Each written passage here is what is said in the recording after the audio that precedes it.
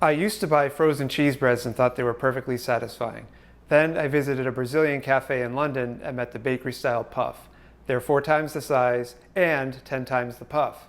Now I see the frozen version as sad, oily croutons. To recreate these magic puffs, we need to be surgical with the ingredients and the technique. Let's fix it. One of the keys to a perfect puff is getting the liquids to the proper temperature. Another key is to make sure you're using the proper dry ingredients. If you go generic, your cheese bread might come out flat. And finally, we're going to be using a baking technique that's normally reserved for French pastries.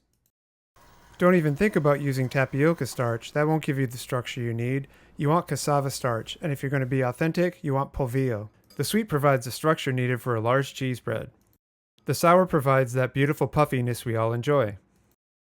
My ratio of 3 cups sweet to 1 cup sour is the perfect blend of both. To get air pockets in your cheese bread, you need to bring the heat. Our wet ingredients are a combination of milk, water, and avocado oil. When your liquid starts to boil, make sure you get it into the starch right away. The liquid must be at a rolling boil. We're intentionally shocking the starch to gelatinize it into a fondant. This is the structural foundation that traps steam later. Emulsifying our eggs one at a time will help to soften the dough. Just be patient. It will take about 2 minutes per egg.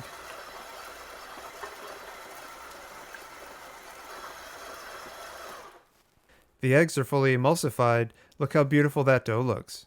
It's still pretty stiff though. Let's talk about cheese. I'm using some Parmigiano Reggiano, fresh grated of course,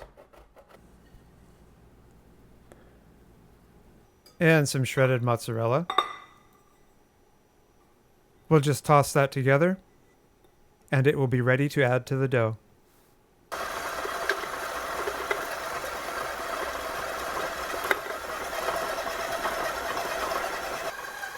Mix for 2 to 3 minutes, and you should end up with a perfect cheese bread dough. Now is the perfect time to preheat the oven, 425 degrees Fahrenheit.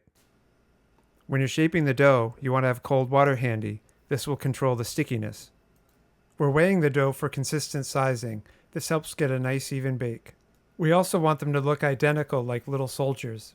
60 grams each. That's 4 times the size of the frozen store-bought kind. Those soldiers are ready for the oven. As soon as we go in the oven, we're going to drop the temperature to 350 degrees Fahrenheit and bake for 25 minutes. This is called falling oven cooking. The high heat seals the outside, and the lower temperature lets the inside bake slowly and evenly. I've decided to freeze the other 12 cheese breads for another day, and then into the freezer they go.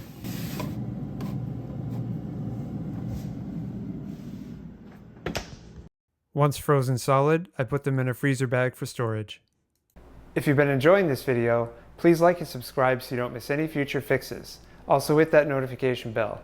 Coming out of the oven after 25 minutes. Very happy with that. 12 perfect cheese bread soldiers.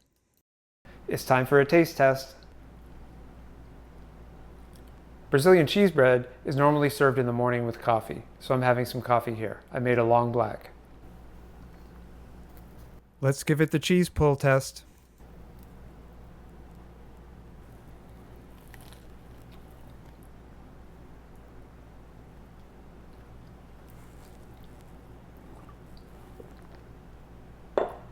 That's so good. On the outside it's light and crispy, it's super puffy, and then on the inside it's just the right chew. It's almost squeaky, which is just the way you want it. If you'd like a main dish that pairs with this bread just perfectly, try my oxtail stew. Or if you'd like something else to bake, try my gluten-free cornbread. Both those recipes are shown right here. Thanks for watching.